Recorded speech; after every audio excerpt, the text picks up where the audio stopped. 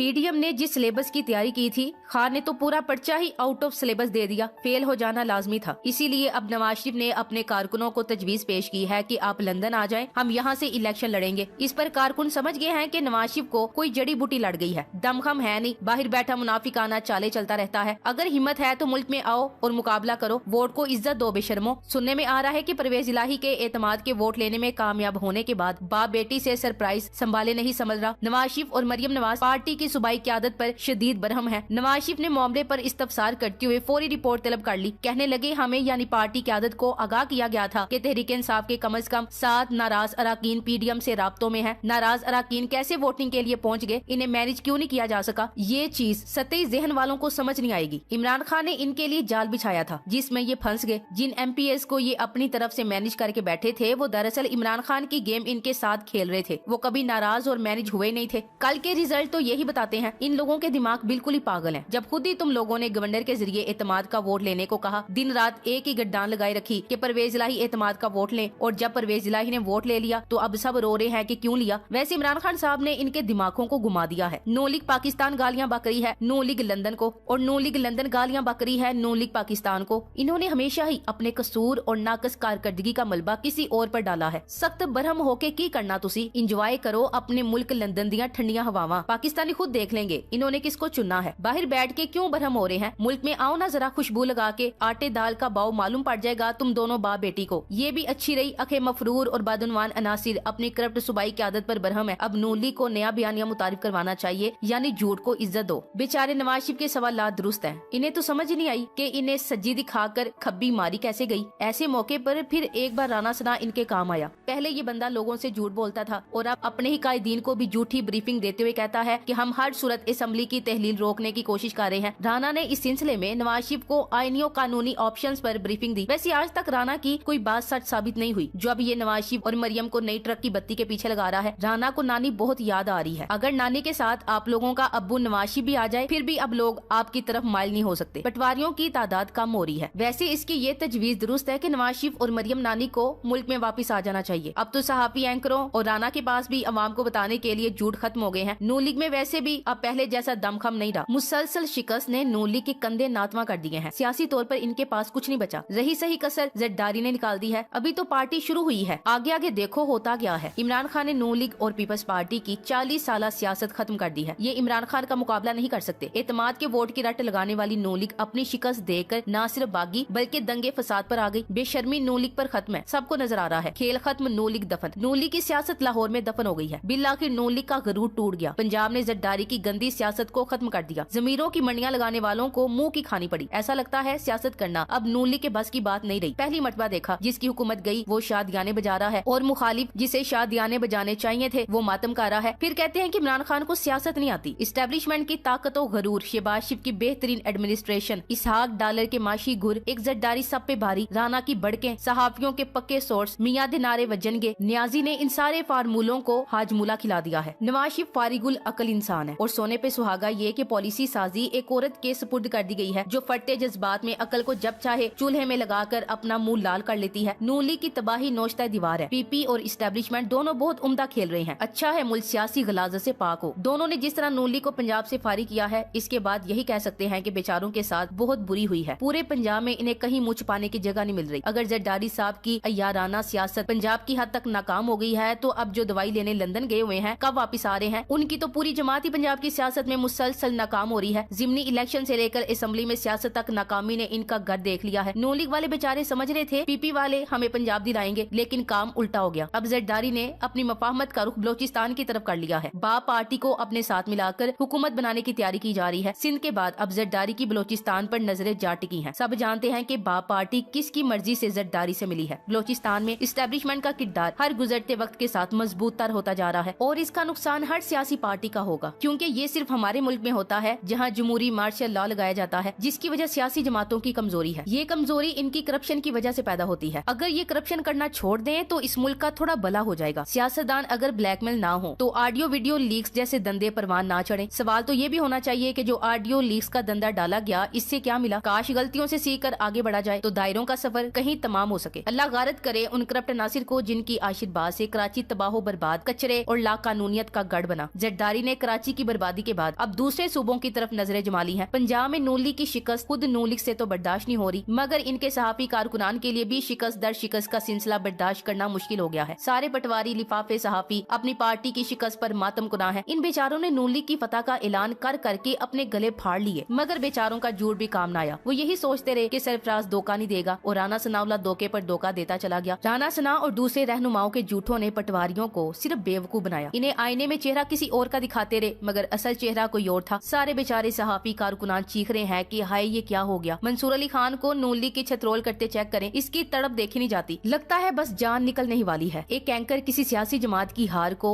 इतना पर्सनल लेगा तो फिर लोग इसके बारे में जरूर कहेंगे कि भाई आप अपने आप को तजिया कार तक महदूद रखो, खुद को सियासी जमात का कारकुन साबित ना करो। वैसे शिकस्त भी बहुत बड़ी है और है भी मुसलसल, तो इन कारकुनान का ऐसे चीखना चिल्लाना तो बनता है। खान ने आग ही ऐसी लगाई है कि बरनौल भी बेअसर लग रही है। पाकिस्तानी अक्सर मैच हारने के बाद अपनी क्रिकेट टीम को ऐसे ही कोसते हैं, लेकिन अगले मैच में फिर उसी को सपोर्ट कर रहे होते हैं। मोहतरम ने सारा इल्जाम मरियम नवाज पर ही डाल दिया। मुसलसल हार ने इनका ज़हनी तवाजुन छीन लिया है। दरअसल अगर इसी तरह ये झूठे साबित होते रहे तो कौन इन्हें देखे और सुनेगा, इसलिए स्टाइल में वैरायटी लेकर आते हैं। अब इनकी पार्टी में फेम नहीं रहा। नून लीग बिल्कुल खत्म हो गई है, टूट कर रेजा रेजा हो चुकी है। नून लीग पिछले कई सालों से हर इंतखाब में मुसलसल शिकस्त खा रही है। गिलगित बल्तिस्तान में हारे, आजाद कश्मीर का इंतखाब हारे, जिमनी इंतखाबात हारे और ये पंजाब भी हार गए। और ये सारी कैंपेन मरियम नवाज ने चलाई थी, मगर नून लीग को मरियम की लीडरशिप कोई फायदा नहीं पहुंचा सकी। मरियम नवाज ने जितनी इलेक्शन कैंपेन चलाई सब नाकाम हो गई। उल्टा इनकी कैंपेन का नून लीग को नुकसान ही हुआ है। बादियुल नजर में मुस्लिम लीग नवाज को मरियम की लॉन्चिंग ने इतना फायदा नहीं पहुंचाया जितना वो सोच कर बैठे थे। अलबत्ता माजी में नजर डालें तो जब नवाज शरीफ को पनामा में सजा हो गई तो नून लीग बिल्कुल मरने के करीब थी। उस वक्त मरियम नवाज की एंट्री ने जमात को दोबारा जिंदा किया था। सारे पटवारी और लोटे एक बार फिर नून लीग से उम्मीद बांध बैठे थे, मगर अब लग रहा है कि पटवारियों की ये आखिरी उम्मीद भी मर गई है। जावेद चौधरी ने अपनी सियासी जमात की नाकामी का इतराफ इस तरह किया, इमरान खान ने मेरे तीनों अंदाजे गलत साबित कर दिए। इमरान खान ने जो किया इसका किसी को अंदाजा नहीं था। इन्हें अंदाजा पहले भी कुछ नहीं होता, जो बताया जाता है उस पर यकीन कर लेते हैं और आगे पहुंचा देते हैं। कामरान शाहिद ने ट्वीट किया